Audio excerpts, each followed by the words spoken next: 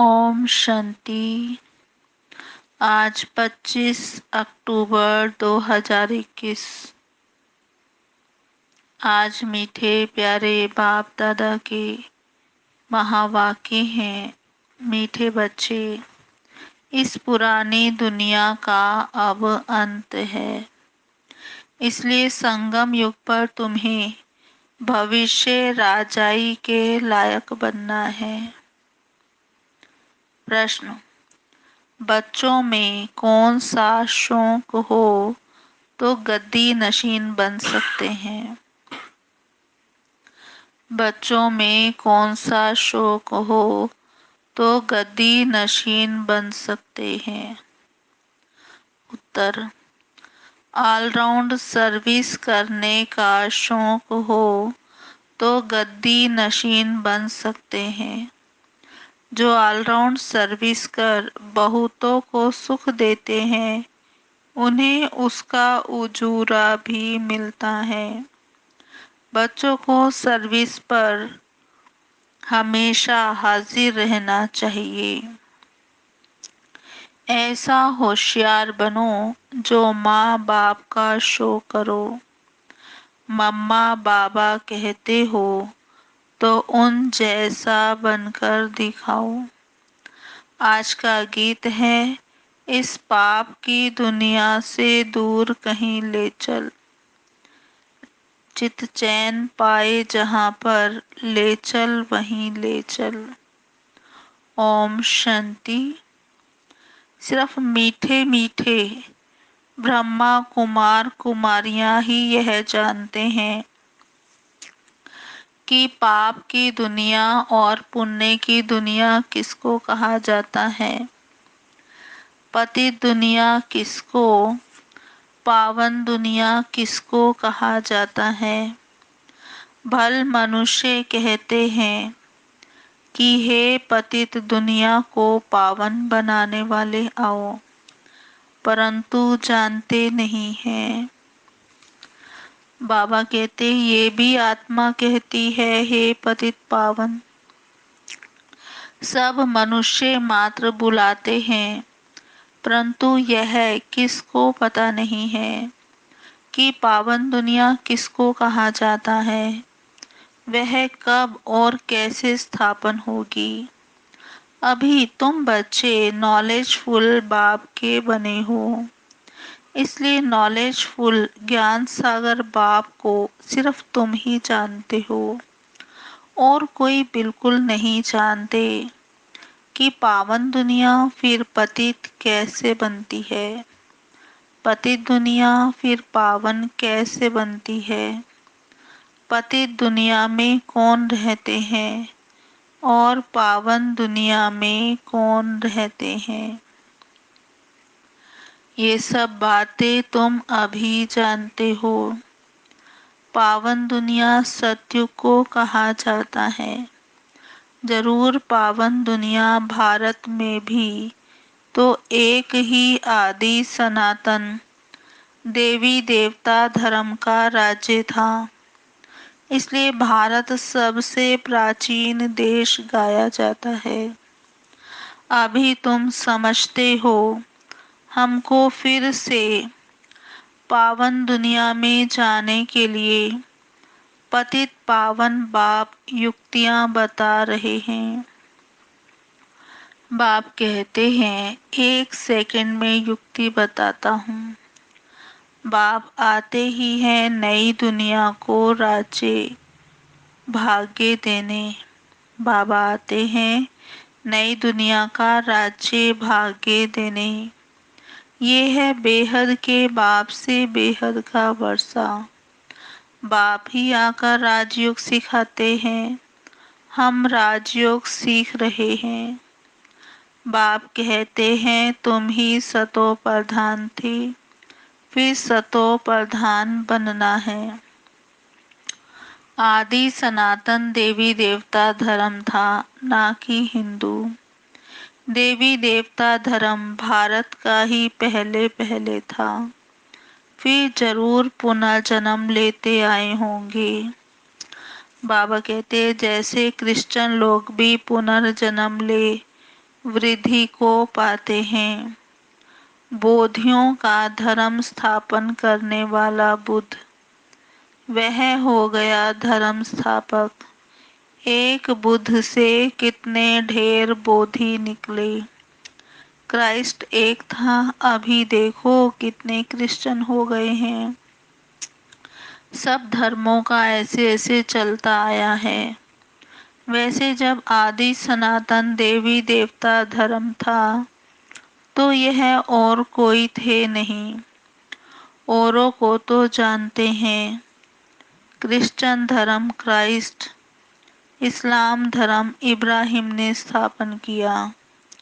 अच्छा, जो सतयुग में आदि सनातन देवी देवता धर्म था वह किसने स्थापन किया। सतयुग में देवी देवताओं की राजधानी चली है ना, तो जरूर कोई ने राज्य स्थापन किया होगा। सतयुग में देवी देवता धर्म था। वह धर्म अभी संगम युग पर बाप स्थापन करते हैं, इसलिए बाप को आना पड़ता है इस संगम युग पर। अभी सब मनुष्य मात्र पतित दुनिया में बैठे हैं। पुरानी दुनिया में तो करोड़ों मनुष्य हैं। नई दुनिया में तो इतने मनुष्य हो ना सके। वहाँ एक धर्म था। इस्लामी, बोधि, क्रिश्चियन आदि कोई नहीं थे। अब वह देवता धर्म प्राय लोप हो गया है। बाबा कहते ये देवता धर्म जो है सतयुग का, वह धर्म इस समय प्राय लोप हो गया है। और वैसे इस धर्म को कोई जानता भी नहीं है।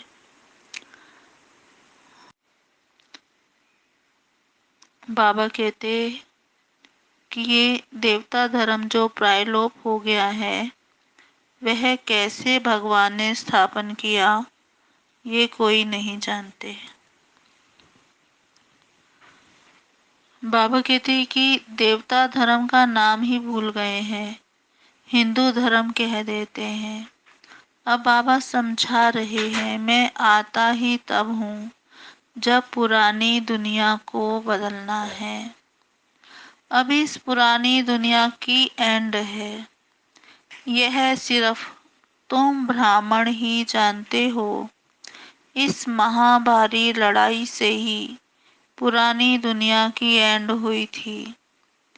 गीता में दिखाते हैं सब खत्म हो गए, कोई नहीं रहा।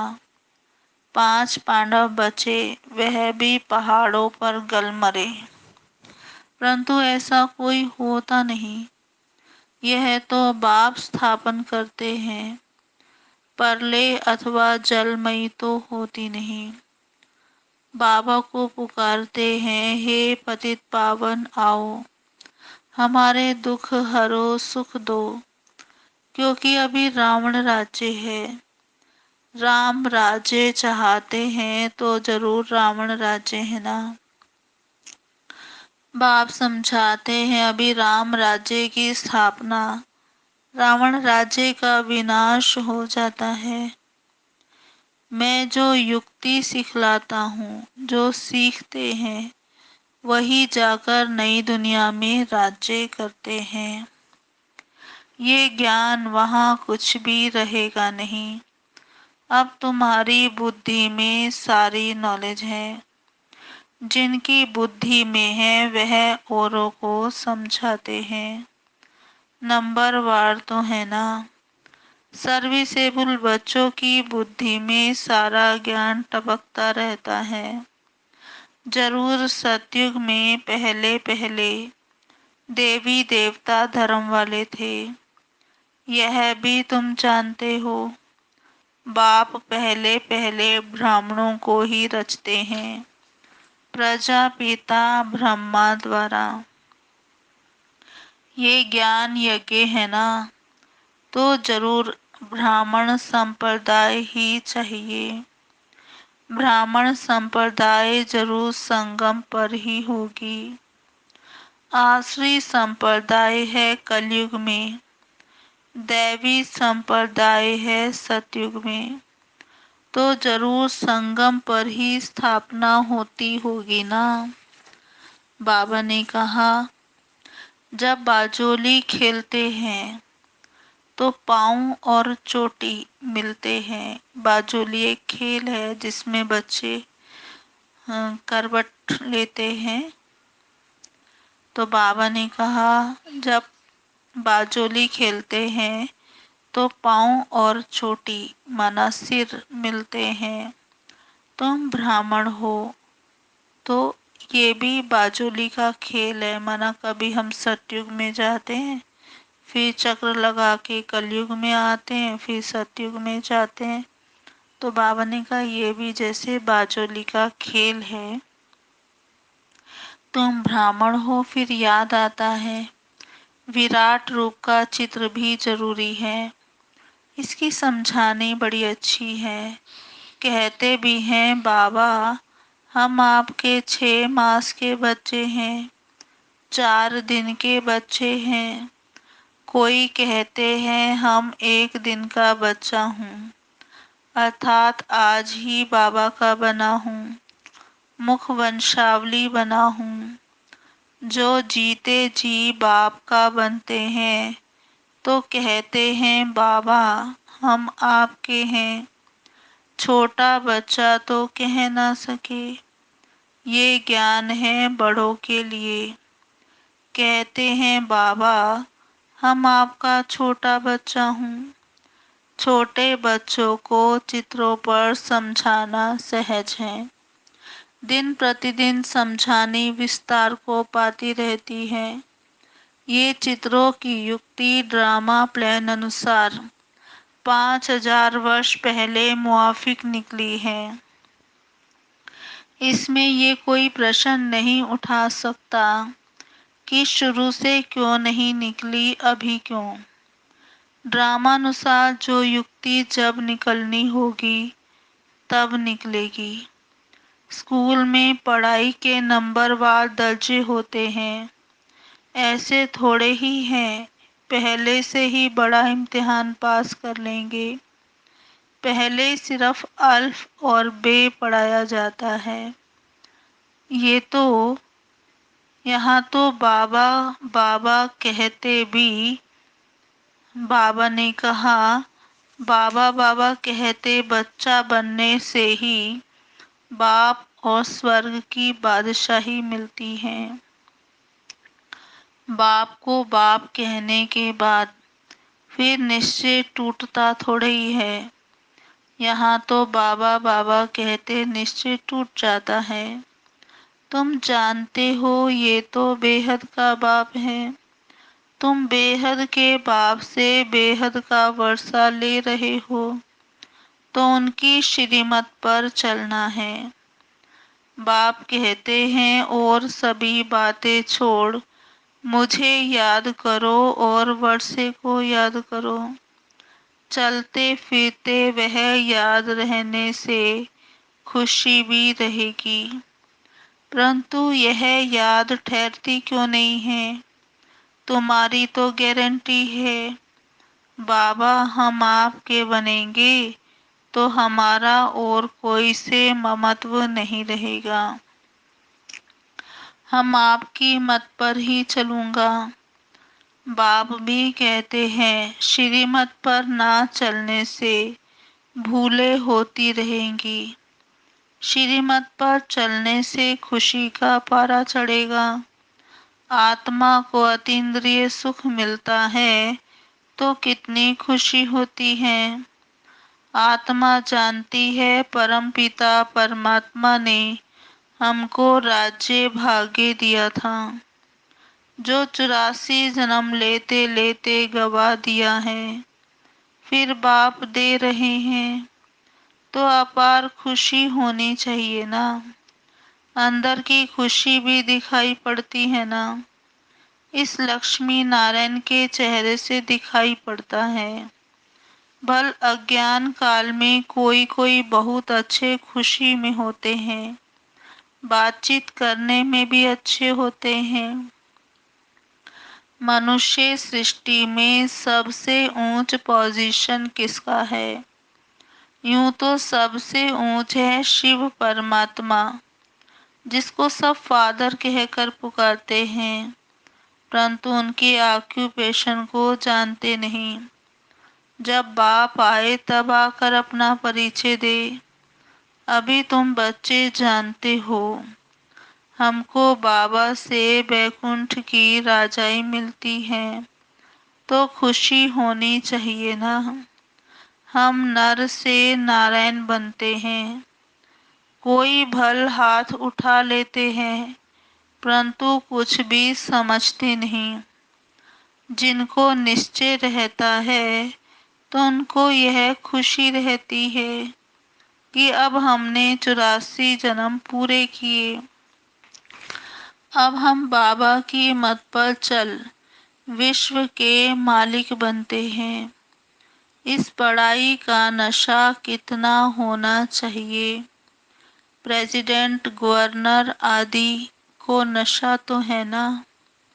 बड़े बड़े आदमी आते हैं उनसे मिलने, बिगर पोजीशन को जाने। जब कोई से मिल ना सके, बाबा ने कहा बिगर पोजीशन को जाने। बाबा से कब कोई मिल ना सके, बाबा भी कब मिलते नहीं हैं। बाबा की पोजीशन को सिर्फ तुम बच्चे ही जानते हो, सो भी नंबर वार पुरुषार्थ अनुसार जानते हो। भल ब्रह्मा कुमार कहलाते हैं, परंतु बुद्धि में यह नहीं रहता कि हम शिव बाबा की संतान हैं। उनसे हम स्वर्ग का वर्षा ले रहे हैं, ना बाप को ना वर्षे को याद कर सकते हैं। याद रहे तो खुशी का पारा भी चढ़ा रहे। बाबा ने कहा जैसे कन्या की शादी कराते हैं तो उनको गुप्त दान दिया जाता है, पेटी बंद कर चाबी हाथ में दे देते हैं। बाप भी तुमको विश्व के बादशाही की चाबी हाथ में दे देते हैं। तुम नए सतयुगी विश्व का उद्घाटन करते हो, स्वर्ग में भी तुम जाएंगे। बाबा तुमको लायक बनाते हैं। भगत तो स्वर्ग में जाने के लायक बन ना सके, जब तक बाबा ज्ञान ना दे, पवित्र ना बने। इसलिए नारद का मिसाल है, भल भगत तो बहुत अच्छे अच्छे हैं, परंतु आत्मा तो पतित है ना। जन्म जन्मांतर वह पतित बनते आए हैं। जब तक बाप ना मिले तब तक स्वर्ग में जा ना सके। तुमको बाप ने ब्रह्मा द्वारा एडॉप्ट किया है, जो तुम जाकर नई दुनिया में राज्य करेंगे। दूसरे कोई राजाई स्थापन करते ही नहीं, ना किसको मालूम है। बाप ही संगम युग पर आकर भविष्य 21 जन्मों की राजाई स्थापन कर रहे हैं। इस बाप को तो कोई भी जानते नहीं है। अभी तुम समझते हो, बरोबर 5000 वर्ष पहले भगवान आया था, गीता ज्ञान सुनाया था, जिससे मनुष्य से देवता बने थे। गीता है ही आदि सनातन देवी देवता धर्म का शास्त्र। सतयुग में तो कोई शास्त्र आदि होते नहीं। बाप कहते हैं मैं संगम युग पर ही आता हूँ, फिर से आकर सृष्टि के आदि मध्य अंत का ज्ञान सुनाता हूँ। वही देवी देवता बनते हैं, फिर 84 का चक्कर लगाकर जब अंत में आते हैं तो उन्हों को ही फिर आकर समझाता हूँ। बीच में कभी भी मैं आता ही नहीं हूँ।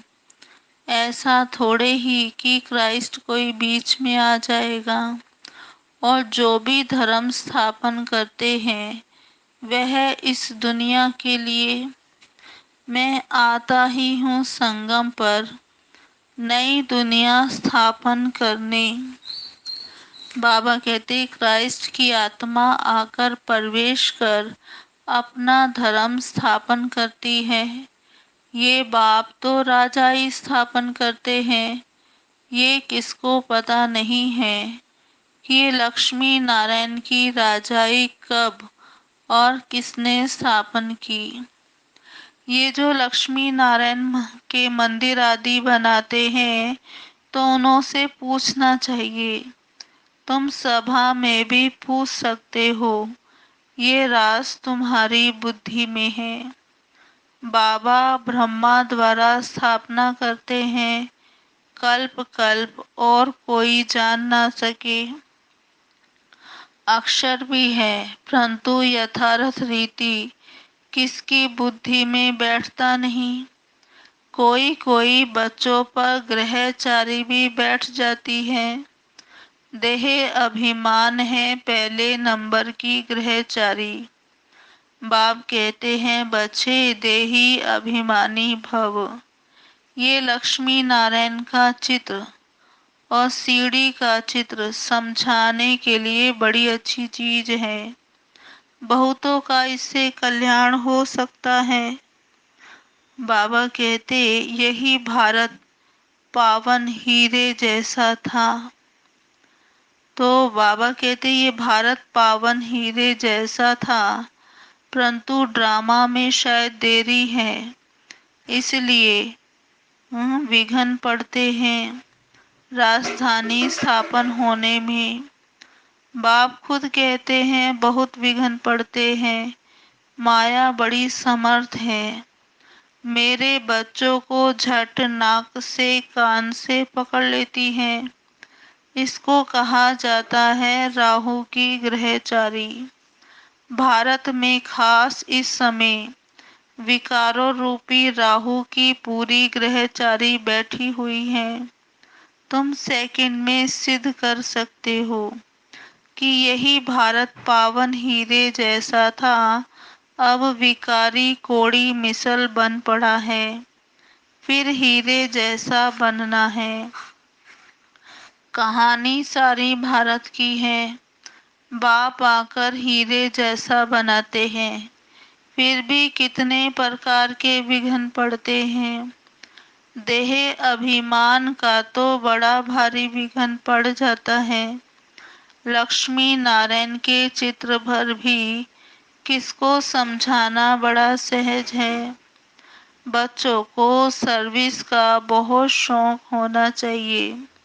सर्विस भी बहुत किस्म की है ना।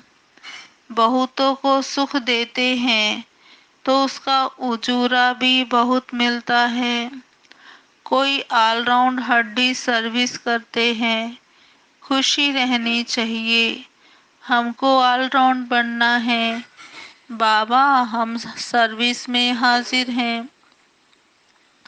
अच्छे अच्छे बच्चे रूहानी सर्विस करने वाले खाना अपने हाथ से पकाते हैं। तुमको मालूम है कि बच्चे भी इतने होशियार हो जाते हैं जो गद्दी ले लेते हैं। यहाँ तो घर संभालने वाली माताएं हैं। अब माताओं कुमारियों को इस सर्विस में खड़ा हो जाना चाहिए। मम्मा जैसी सर्विस कर दिखानी चाहिए। शो करना चाहिए। बाकी सिर्फ मम्मा मम्मा करने से क्या फायदा। उन जैसा बनना चाहिए ना। अच्छा मीठे मीठे सिखी राधे बच्चों प्रति मात पिता बाप दादा का याद प्यार गुड मॉर्निंग।